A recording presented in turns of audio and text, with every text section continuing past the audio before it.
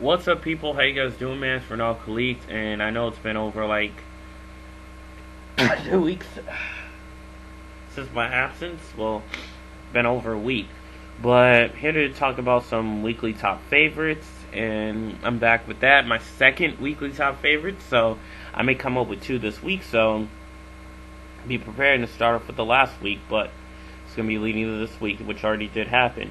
One thing I do want to talk about is the Final Four in the NFL, the AFC and the NFC Championship game. Peyton Manning and the Broncos facing off against Tom Brady and the Patriots. Basically, I was kind of surprised that the Broncos completely took control of the Patriots throughout the game, which I was surprised about, and it's apparently hard to believe. So, score was 26-16. Peyton Manning indeed took full command on the offense, and with no pressure kind of on Peyton Manning, he kind of took that in full command and kind of just made it really a superb, made it very supreme. So the touchdowns have been very phenomenal, and his QB rating seemed like it was very outstanding. I don't even have to look at it because apparently it was indeed.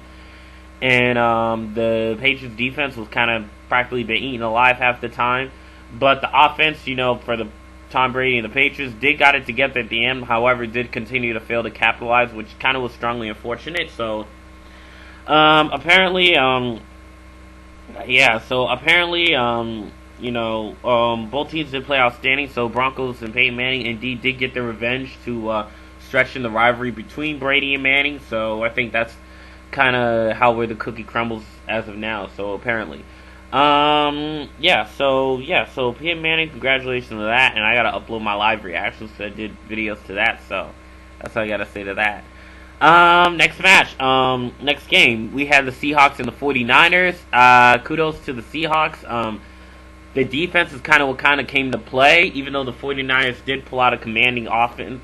Colin Kaepernick led a commanding offense at the end, but Russell Wilson, capitalized off how the defense had played.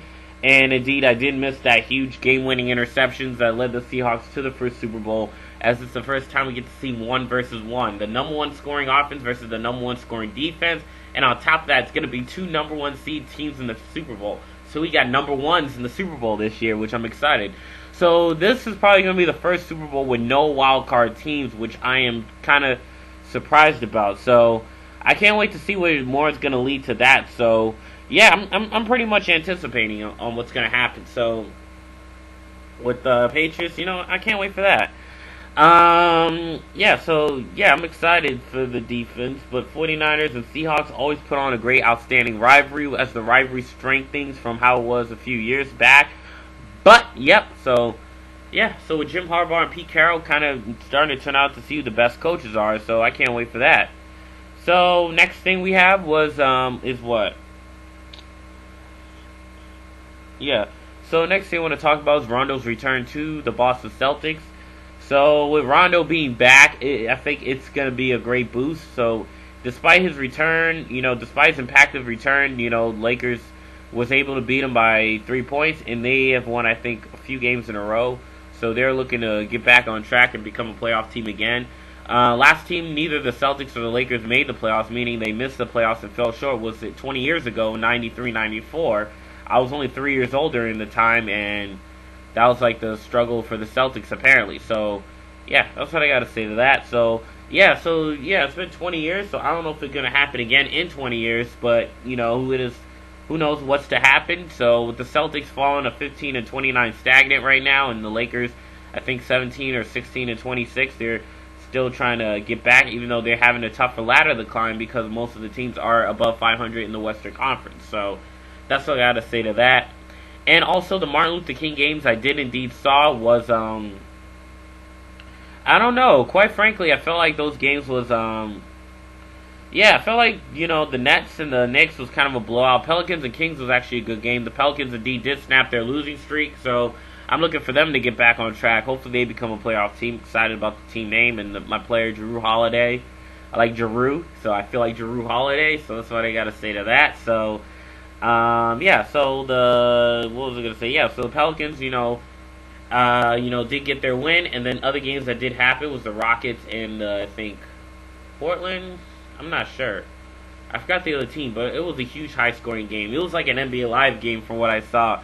The third quarter was like 101-95, which I was surprised. Like, oh my god, it's like someone's playing a video game right now, because this is something you expect in NBA Live or sometimes NBA 2K. You score like 101 and 90 something points, which is kind of hilarious. So, quite frankly, I gotta say that was funny though. But Rockets did pull out the victory. Yeah, so that's what I gotta say to that. And then the Knicks and the Nets. The Nets are getting back on track, but the Knicks have lost 3 of their last 8 games, but they won 5 in a row, even though they dropped their next 3. So I gotta check out if they played last night, see what happened, but I don't remember if they did. But yeah, so that's what's gonna happen. So with the Raptors kind of the underdogs and proven to be the playoff team now, managing to regroup. So I'm intrigued with what's gonna happen from there. So what's the next game? Oh yeah.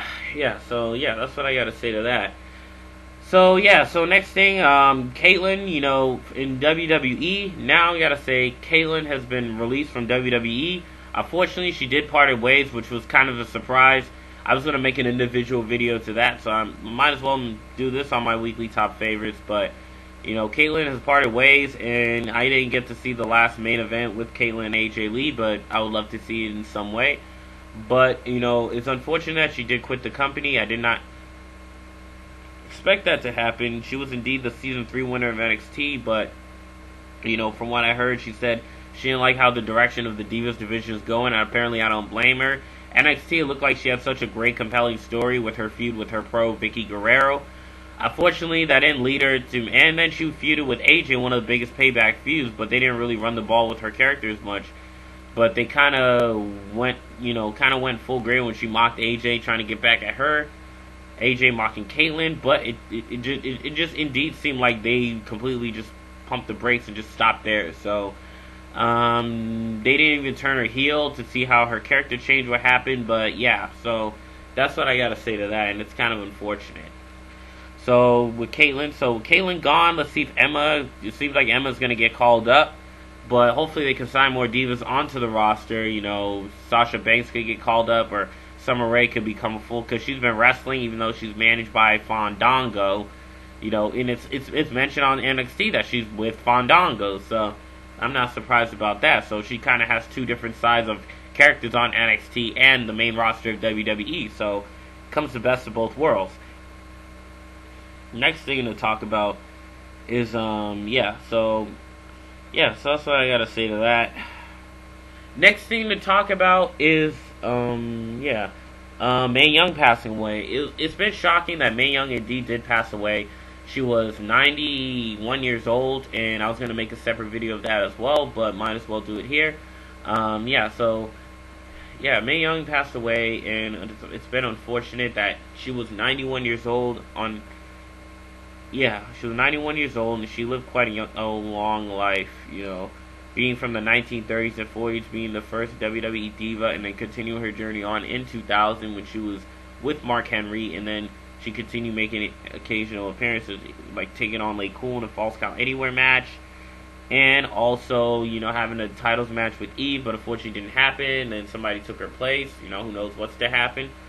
So that's all I gotta say to that. And she made so many. It was quite achieving, though. So, rest in peace to Mae Young, and I cannot believe it actually is happening after 91 years old. It's hard to believe.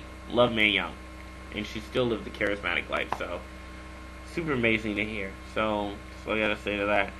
So, yeah, indeed, with the Royal Rumble coming up, I'm gonna make a separate video about that. And then the Ultimate Warrior, I'm excited, is in the Hall of Fame alongside the WWE Network, which I'm can't wait to watch, but hopefully I can get some money to watch the WWE Network. So I'll be looking into that, man. So that's my video, and sorry if I didn't talk about too much, but I'm going to try and make another video sometime this week. So hope you have a nice day, and I'll catch you guys on the flip side. Peace out.